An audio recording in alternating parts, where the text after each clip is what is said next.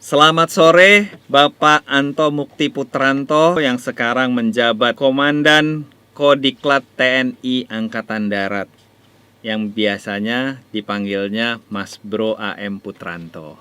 Apa kabar nih Mas?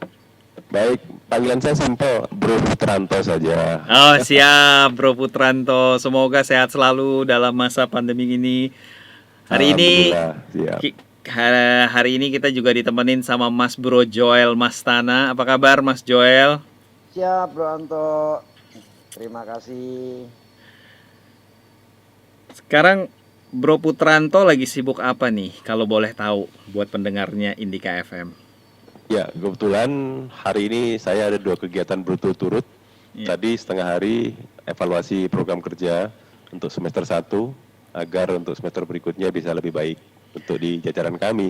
Siap. Kemudian baru saja kami Fitkom dengan Bapak Kasat dalam rangka membantu untuk menangani COVID. Kebetulan siswa-siswa saya yang dari secapa AD itu selesai pendidikan langsung ada pendidikan lanjutan ke tempat Kodiklat untuk kecabangan, sehingga perlu penanganan khusus.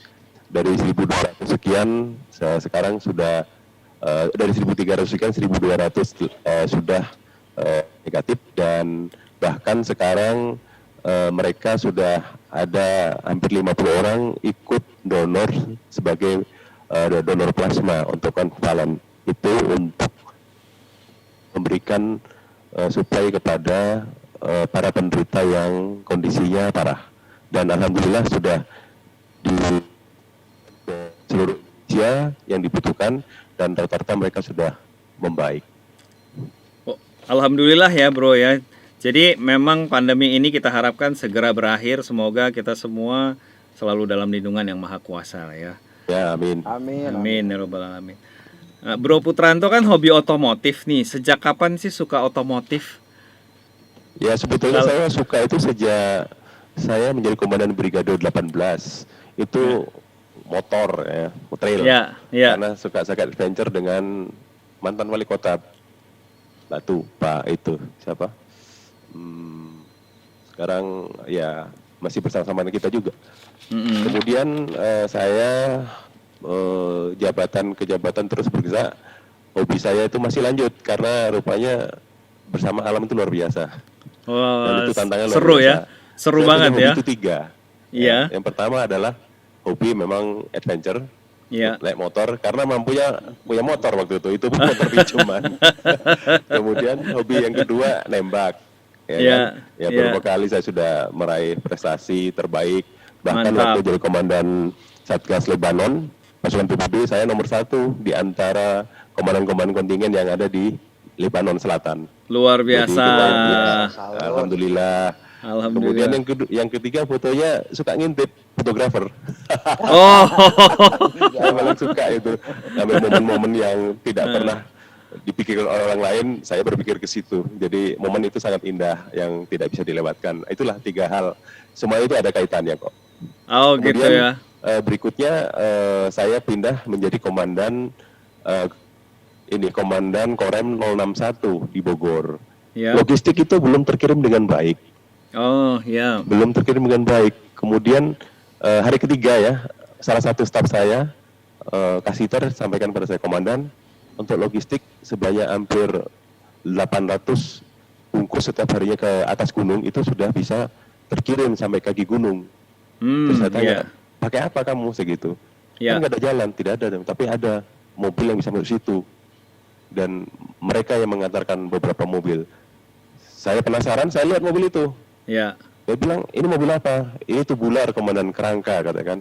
Saya bilang, ini mobil jelek, ini bisa sampai sana. Gitu. Kan nggak tahu kualitasnya. Kemudian dari situ saya berpikir, ini luar biasa bagi saya, karena sangat terbantu dalam tugas-tugas saya. Kemudian saya berjanji dalam hati saya akan saya besarkan apapun organisasi ini. Begitu bro. Mantap. Jadi kemudian terus berlanjut. Saya karena berhasil di Sukhoi 13 hari kami di gunung itu nggak turun-turun bersama teman-teman para prajurit dengan wartawan semuanya, masyarakat. Saya mendapat penghormatan dari Presiden kita Pak SBY, mendapat bintang 1 sebagai prestasi. Nah, menjadikan komandan pusat misi pemeliharaan perdamaian. Nah, terkait dengan tugas saya, karena mempersiapkan dan memberangkatkan pasukan-pasukan yang akan tugas ke luar negeri. Dari tugas ke luar negeri itu, kewajiban salah satu milop maupun mistab wajib bisa membawa mobil sendiri. Di medan 4x4 di medan off-road. Kalau nggak bisa, dipulangin. Bayangin aja. Semua bahasa Inggris oke, semua bisa, tapi nyetir nggak bisa, 4x4 pulang.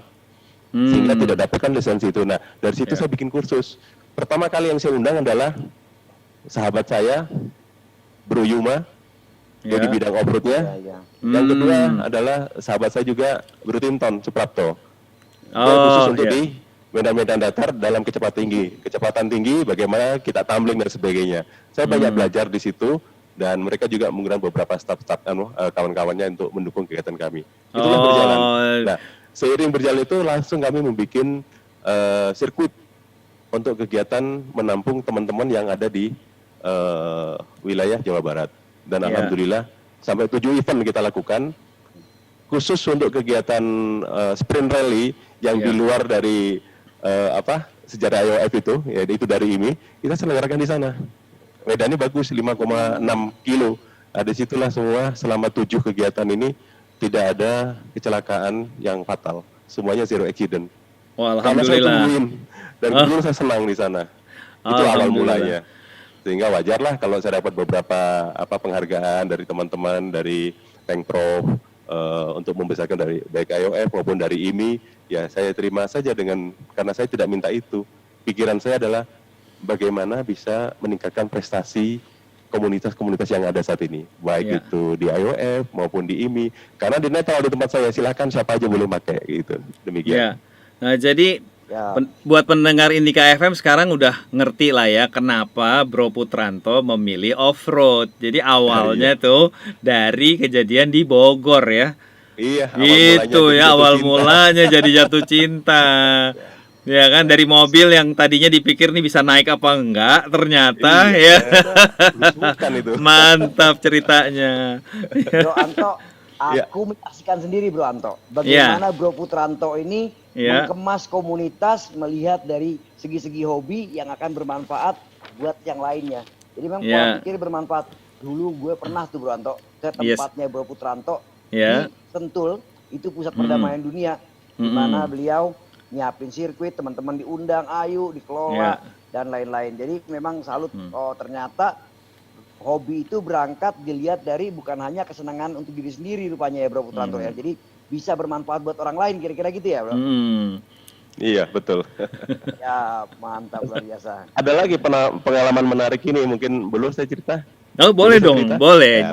Boleh dong. Ya, siap. Seiring dengan kegiatan saya ini, kemudian saya dipindah menjadi Panglima Divisi 1. Di situ ada tempat sampah, sudah tidak layak untuk di asrama seperti itu.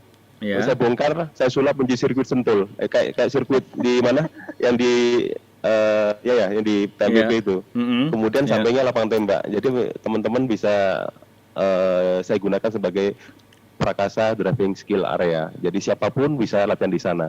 Kenapa? Dekat dari mana-mana dan dingin. Itu saya bongkar, saya pindahin itu kolam menjadi gunung menjadi kolam. Saking ini ya. Dan luar biasa, tempat sampah sudah bisa untuk bermain-main, dan sekali kita nyalakan 2 kali menyalakan kompetisi untuk tingkat daerahnya, tingkat inilah komunitas. Pada saat ulang tahun Kostrad ya, kemudian nembaknya juga. Jadi di situ rekreasi, bisa nembak, bisa off-road, dan ada tempat karaoke yang saya bikin di bersebelahan. Nah, itu. Nah, setelah di situ kami pindah ke Pangdam 2 Sriwijaya. Di situ pertama kali saya bisa masuk ke suku anak dalam. Dengan menggunakan apa? Ya mobil 4x4. Bersama istri saya dan rombongan. 8 jam kami tembus ke hutan itu. Bayangkan kalau saya nggak go off-road, mana mau sampai ke pelosok. Sangat luar biasa itu Bro. Nah, disitulah saya terus berupaya. Sekarang alhamdulillah sudah ada pemukiman suku anak dalam. Dan sudah saya bangun pemukiman, tempat ibadah, kemudian aula dari kayu, semua dari kayu. Kemudian ada demplot percontohan untuk bagaimana tambah ikan, mulai dari bibit, kemudian memelihara, kemudian bagaimana mengolah, digoreng atau dibakar sampai dengan dibibit kembali. Kemudian Ya. ada yang buat jagung dan sebagainya. Yang mudah mereka kerjakan. Dan alhamdulillah dari sekarang sudah diresmikan oleh pengganti saya kelanjutannya, dan sekarang sudah 300 orang masuk Islam, kemudian yang lain masuk ke agama non-Islam, Nasrani dan sebagainya. Yang awalnya adalah animisme. Nah, Oh, kenapa iya. saya bisa begitu? Karena merasa bahwa hobi saya ini sangat menunjang tugas pokok saya. Itu yang pertama. Hobi Ya. alur, Ya. bisa beramal, dan Ya. kita mengenal daerah, kan begitu. Ah, Ini sangat ya. luar biasa bagi saya, dan Ya. saya enjoy sekali dengan kegiatan itu. Dan di tempat-tempat lain, karena kami membawa 5 korem, maka Ya. di beberapa daerah yang kekurangan air, kami selalu memerintahkan Dandim, coba Ya. cari tempat yang kering. Babinsa lebih tahu dahan tuh. Nah, Ya. yang kalau musim kemarau tidak ada air, kita bikin sumur bor di sana. Nah, Ya. kesananya itu apa? Ya sambil off-road, kan begitu bro. Oh ya, betul. Sambil Luar beramal, biasa. bikin kesehatan lapangan dan sebagainya, bikin musola dan sebagainya, sasaran kita dapat. Kemudian kemanapun saya pergi, selalu saya membawa bendera besar. Ya. Jadi setiap kegiatan kita bentangkan bendera merah putih, itu Ya. menginginkan kita kepada bahwa persatuan dan kesatuan kita Ya. bekerja masih dalam lingkungan NKRI. Itu yang penting. Karena Ya. titik wilayah sehingga komunitas paham. Ya. Kegiatan kami, begitu saya datang, pasti mereka sambut. Kenapa? Karena kebetulan saya sudah 2 periode ini menjadi ketua dewan pembina IOF. Sehingga kemanapun saya pergi, nggak pusing-pusing, mobil udah disiapin teman-teman. Gitu bro. IOF itu Indonesia Off-Road Federation. Federation, ya betul. Oh, iya. Iya.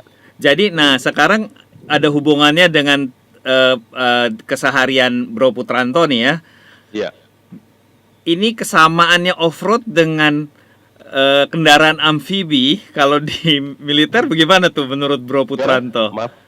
Kesamaan, ada kesamaannya nggak antara kendaraan off-road dengan kendaraan amfibi? Oh gitu. Ya, Iya. Berbeda lah ya. Berbeda Kalau ya? amfibi itu kan bisa langsung nyemplung, tetapi di tempat-tempat tertentu nggak bisa naik. dari berawal akhirnya hobi off-road sehingga akhirnya pengalamannya banyak banget nih. Ya. Nah, dan Bro.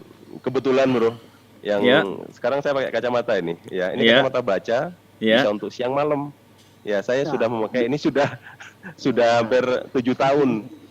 Ya, kebetulan saya pasukan PBB saya menggunakan kacamata Rudy Project. Wah, Membantu dalam kegiatan sehari-hari, dan saya pun sampai sekarang saya pakai ini untuk baca, bisa untuk kegiatan di alam, dan seluruh prajurit saya kalau latihan-latihan luar saya perintahkan menggunakan kacamata. Kenapa? Bukan gayanya, tapi fungsinya. betul. Dan itu penting adalah fungsi dari untuk melindungi mata kita ini. Terutama kalau off-road mungkin juga bisa melindungi dari debu dan lumpur pada saat kendaraannya berjalan di segala medan ya, Betul. Bro ya. Karena ada Google juga kan. macam-macam Betul, itu. betul, Ya, betul. kan bisa kayaknya bisa 5 tahun lebih muda ya Bro Jul ya. Coba Bro Jul Siap. pakai. Izin, aku mau sharing juga nih, sharing. Oh gitu kan? Ya, jadi gini bro, waktu gue naik motor ke Amerika, saya ngelihat ini kok orang-orang di Amerika nggak pakai helm. Jadi saya tanya ke mereka, jelaskanlah bahwa di Amerika itu pengendara bukan wajib menggunakan helm, tapi menggunakan kacamata. Loh, kenapa? Ya karena kalau Anda umurnya 21 tahun, mempunyai SIM yang penuh, mengendara di bawah 60 km per jam dalam kota, boleh nggak pakai helm. Kenapa? Karena kalau helm dia mengurangi fatalitasan, tapi kalau kacamata itu mencegah kecelakaan. Jadi memang luar biasa. Sejak itu bro, selalu gue pakai kacamata. Kalau siang pakai yang gelap tentunya, kalau malam pakai yang terang. Selain mencegah tentunya obat ganteng dan lebih muda. Itu aja bro. Pantesan kamu dilepas. Tapi Bro Joel ini lebih sering pakai kacamata di jidat, Bro. Itu kan. Tetap kelihatan tua. Tapi bro enggak, bercanda bro. Serius, dan yang kita pakai ini bro, saya nyobain dengan merek-merek lain ya, selain dari Project ya. Coatingnya umurnya lebih cepat karena keringet saya ini ganas. Jangankan kacamata, jam aja walaupun ini dia tetap ada kayak model karatan tapi bukan karatan, apa sih namanya tuh kayak berkapur gitu. Jadi memang benar kacamata itu suatu hal yang penting, mata itu perlu dilindungi. Itu Betul. pengalaman. Nah, siap. Orang lapangan harus gitu, Bang. Orang lapangan harus gitu. Nah, balik lagi nih Bro Putranto. Kan Ya. pengalaman di off-roadnya udah banyak, ya kan? Ya. Terus kemudian juga aktif di off-road di IOF kan? Iya. Ini pernah ikut kejuaraan internasional atau kejuaraan dunia nggak, Bro? Kalau kejuaraan nasional ngikut-ngikut aja. Tapi kalau Ya. untuk kejuaraan internasional nggak pernah, Bro. Walaupun ya ada kesempatan, tapi kan saya punya pekerjaan tetap. Nah, Tentara, jangan kebalik. betul. Nah, Pekerjaan terus tentara hobi. Kebalik kan. Saya dipecat nanti. nah ini dia nih yang seru nih. Bagaimana bagi waktunya Mas Bro Putranto nih antara tugas negara dengan hobi off-road ini? Ya. Di satu sisi kan ada ini ya, menunjang ya seperti yang tadi cerita di Gunung Bunder kan. Tapi Iya. di sisi lain kan juga harus dipisahkan antara hobi dan tugas. Bagaimana nih, Bro? Ya, gini, Bro. Menurut saya hobi saya nggak bisa terpisahkan dengan tugas saya.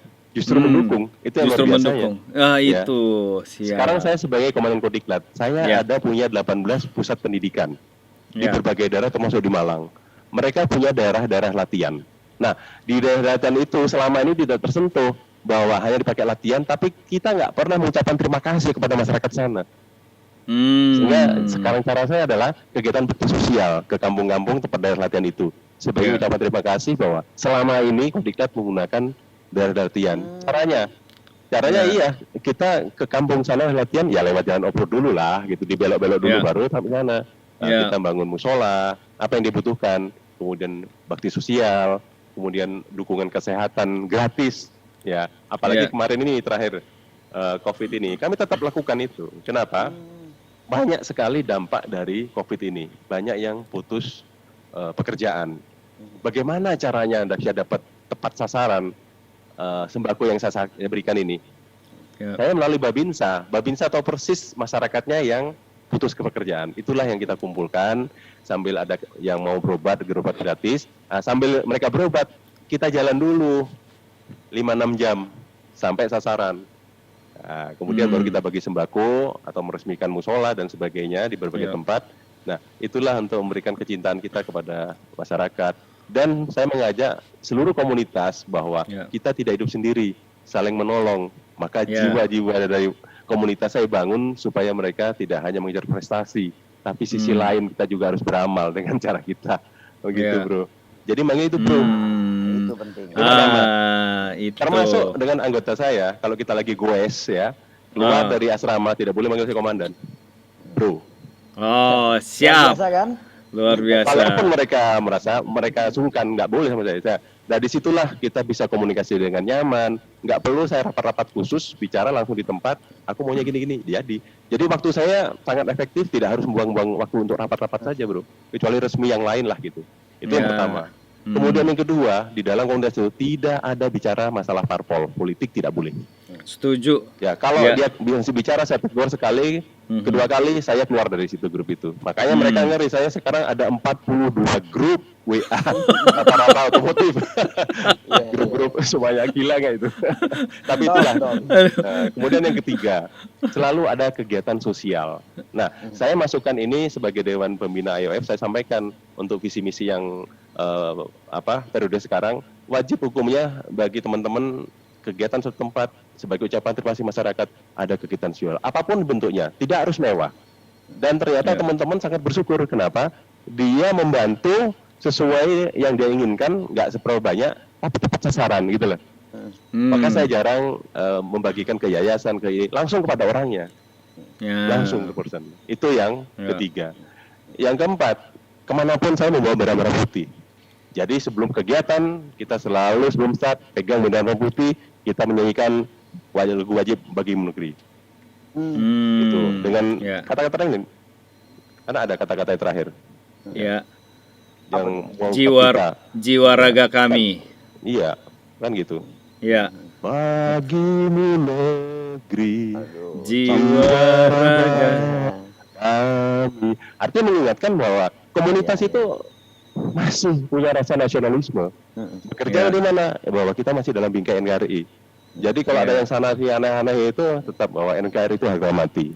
harapan dulu sama kita. Komunitas juga oke siap. Itu bro. Dan sekarang Mantap. hobi baru saya goes bro. Hobi Setiap baru. hari minimal 40 kilo sama ajudan saya sama itu. Dan ternyata lebih seger. Ya. Jadi kalau saya ada bilang, kalau bro bilang ada kegiatan, saya cukup WA saja. Ya. Misalnya goes nih, cukup WA saya kawan-kawan. Minimal itu 600 orang datang di Kodiklat. Karena apa? Luar biasa. Selesai kegiatan, ya berangkat makan gratis, semua gratis, ada door prize. Ya. Sama-sama Luar dari biasa. teman-teman. Luar Ya. biasa. Termasuk Ini sembako-sembako, ya sembako-sembako, itu teman-teman semua. Jadi saya nggak merasa keberatan. Kan kita punya prinsip, ngasih makan tuh nggak akan pernah miskin, betul nggak? Betul. Kalau Betul. kita ngasih makan Betul. kurang, Betul. maka kita kurang rezeki kita. Tapi kalau Betul. kita ngasih makan siapa aja, rezeki itu datang lagi kok. Gitu. Betul, bro. Itu kira-kira. Jadi bikin Untuk- mudah aja hidup itu, bro. Ya. Betul, bro. Ya. Ada yang Bro An- ya. Bro ada yang Anto, bilang, ini ya. pemimpin dambaan nih Bro Anto. panutan ini, panutan panutan. semua pencinta otomotif khususnya off-road nih. Ya. Bro Putranto ceritain lagi Mudah-mudahan dong. Bukan off-road aja nih Bro. Iya. Tadi seru banget tuh punya 42 grup WhatsApp ya. Ya, Sem- ini pasti semuanya otomotif tuh bagaimana bacanya tuh ya? Ya, saya membacanya itu karena kebiasaan saya bangun jam 2, jam 3 pagi untuk Ya. sholat. Kemudian pada saat di perjalanan, Bandung Jakarta kan sering saya buka untuk Oh. untuk say hello Ya. untuk mereka. Ya. Itu. Dan kalau mereka ada kegiatan lomba-lomba selalu WA ke saya dulu. Hmm. Ya karena saya juga bagian pembina mereka juga. Saya Ya. di sini sebagai pembina PPAJI Jabar. Penugasan di Lebanon itu meninggal banyak cerita, bro. Ya. Dan pernah dengar ada pembuatan film I Live My Heart in Lebanon. In Lebanon ya. Ya. Ya. Kan ada saya di situ. Oh. Iya. Itu Iya, iya. dari saya. 50% cerita dari saya. Oh. Jadi dari saya menghadap ke Panglima TNI ketika itu Pak Gatot, Pak, Ya, kenapa ya. pasukan PBB selama ini tidak dibikin film? Iya, iya, Yang iya, orang iya. umum selalu mencibir bahwa TNI apa yang dilakukan. Itulah Ya, yang saya lakukan. Akhirnya bikin Ya, film ya. lah itu. Hanya yang percintaan bukan cerita dari saya, itu dari prosedur produser. Dari Itu produser aja. ya. Iya, Rio Dewanto kan ya itu ya. Iya, sampai Iya. sekarang Rio masih komunikasi sama saya. Betul. Oh, iya, iya, Kita iya. latih dulu 2 minggu itu jadi tentara dia. Satria. Oke, ya itulah cerita sepenggal cerita, bro. Lanjut, Ya. bro. Oke, lanjut ya, Bro. Nah, tadi kan Bro Putranto udah cerita punya pengalaman nasional ya, prestasi di bidang off-road untuk level nasional. Nah, dari prestasi yang banyak itu yang paling berkesan yang mana, Bro? Banyak banget nih Bro Iya, Anto. iya. Bro Putranto susah. Makanya, Banyak banget bukan hanya pas- olahraganya. Tapi justru itu. komunitas developmentnya, pengembangan Iya. komunitas, pembangunan sarana prasarana luar biasa. Makanya yang paling berkesan yang mana Jadi tuh? gini, bro. Eh, Dalam setiap kegiatan di mana konsep tempat saya selalu bikin sirkuit, bro. Selalu saya bikin sirkuit. Selalu bikin sirkuit. Ya, untuk juga digunakan kejuaraan juga. Ya, Di Palembang ya. saya bikin 2. Di Cilodong saya bikin 1. Di PMPP saya bikin 1. Nah, di Pusdik ini kita punya 2 tempat, Pak. Di Pusdik Kavleri di Padalarang itu sudah 3 kali untuk Ya. kejurda Ya.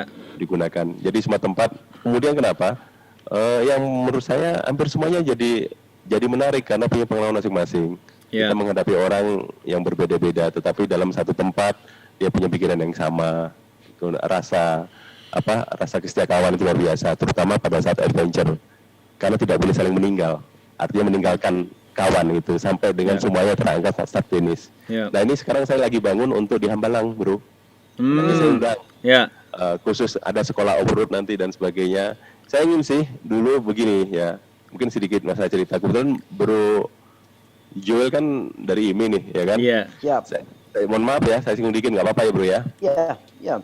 Siap. Jadi Bagus. di Palembang, ya di Palembang itu saya jadiin satu, Bro, kegiatan-kegiatan. Artinya gini, kenapa tidak sih? Tuh. Selama ini IMI, IAF itu beda-beda sendiri-sendiri gitu, Bro. Oh, Sementara kita menyadari posisi IOF itu bagian dari ini waktu itu kan. Tetapi sekarang maunya berdiri sendiri. Tetapi kan tidak ada anggaran-anggaran resmi. Artinya yang resmi itu memang dari ini, saya paham itu. Tapi niat saya adalah saya tidak melihat kedua institusi itu, kedua organisasi. Tapi saya ingin mari bersama-sama di daerah manapun saya ingin sama-sama mempunyai prestasi yang sama sesuai dengan bidang masing-masing. Kenapa tidak sih? kita lihat aja WBC, tinjau ya. WBC ada WBA, ada IBF. Ya, ya. Kenapa dia bisa jalan masing-masing dan punya prestasi masing-masing? Ya. Kenapa kita nggak bisa kan begitu? Ya. Kembali lagi pada orangnya kan begitu, bro. Ya. Harusnya punya integritas untuk mempersatukan dan mempunyai wawasan yang lebih luas, menjadi lebih prestasi, lebih hebat kan gitu. Bisa itu. Apa yang nggak bisa? Kan gitu. Jadi nih, otomotif Indonesia jadi nyatu nih Om. Ya Pak Anto. Siap. Oke, makanya Ya. salah satu tujuan kita berbincang-bincang di acara Talkative itu salah satunya adalah itu ya, Bro. Supaya otomotif Indonesia, IMI, IOF, dan komunitas atau organisasi lainnya itu bersatu dan bisa mendunia. Nah, pertanyaan terakhir nih, Bro Putranto. Ya. Jadi harapannya untuk olahraga off-road ini untuk Indonesia bagaimana nih? Supaya para pendengar ataupun nanti ada pemangku kepentingan yang mendengarkan juga bisa berbuat sesuatu lah. Iya. Dengan situasi saat ini, bro, Ya. tidak memungkinkan ada kejuaraan dan sebagainya. Ya. Banyak hal positif yang bisa dilakukan oleh komunitas. Contoh, dengan ya kita tidak mengharapkan setiap daerah itu ada bencana alam dan sebagainya. Tapi mereka sudah otomatis. Ya. Kenapa? Karena saya sebagai ketua Dewan Pembina, saya komunikasi dengan para pangkotama, para pangdam, para Ya. dandem. Ya. Tolong teman-teman otomotif, siapapun itu, mau IMI, mau IOF, agar dirangkul.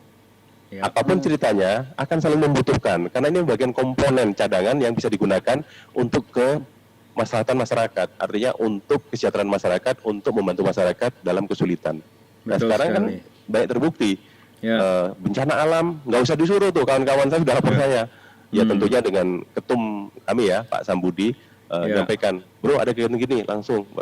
Saya pun sering ngirim juga ke tempat-tempat yang terjangkau menggunakan truk Unimog, menggunakan komunitas. Kebetulan saya juga komunitas truk Unimog juga ada. Jadi mudah sekali untuk menyiapkan itu. Dan bantuan, saya tinggal telepon teman, bro truk saya kosong, bisa nggak bantu nih? Penuh tuh Pak. Nggak usah dulu, udah penuh tuh. Coba, kan luar biasa.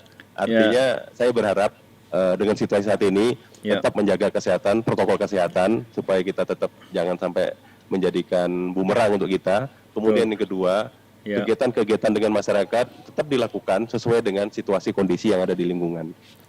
Yang paling penting adalah saling menjaga komunitas ini tetap eksis. Tetap eksis, artinya begini. Ada masanya nanti untuk berprestasi ada. Tapi saat ini apa yang dikondisikan masyarakat? Nah, marilah kita, disitulah kita harus berbuat. Ya, betul. Setuju. Ya. Setuju bro. Semoga otomotif Indonesia semakin bersatu, semakin maju, dan yang paling utama adalah bermanfaat untuk orang banyak ya bro. Iya, betul sekali itu. Betul. Dan tambahan saya nanti tanggal 21 sampai 22-23, founders IOF itu akan menjalankan kegiatan di tempat saya di Hambalang.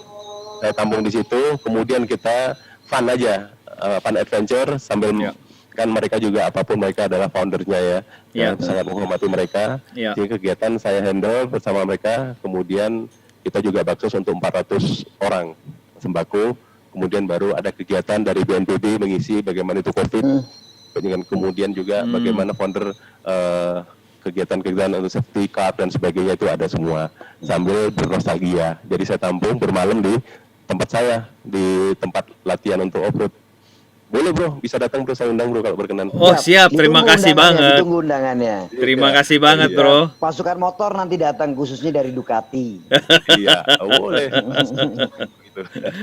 Gitu. Terima kasih nih Branto sudah ada kita komunikasi, paling nggak tambah saudara lah. Siap bro Putranto, nggak terasa ya acaranya kita udah hampir 1 jam lewat. Semoga teman-teman Indika FM, para pendengar setia Talkative, selalu mendengarkan acara Talkative tiap Kamis malam jam 8 sampai jam 9 malam. Semoga yang kita sampaikan bermanfaat buat teman-teman semua. Salam satu aspal, salam otomotif, salam off-road. Go. Otomotif Indonesia bersatu mendunia. Salam luar biasa. Coba saya teriak. Oh ya. Indika, setidaknya luar biasa ya. Oh ya. Oke, Indika. Ini Luar biasa. Oke, Luar kita biasa. mesti bareng-bareng nih, Bro. Mesti bareng-bareng. Indika FM. Luar biasa. Siap, mantap. Terima kasih banyak Bro Putranto. Ya, terima kasih.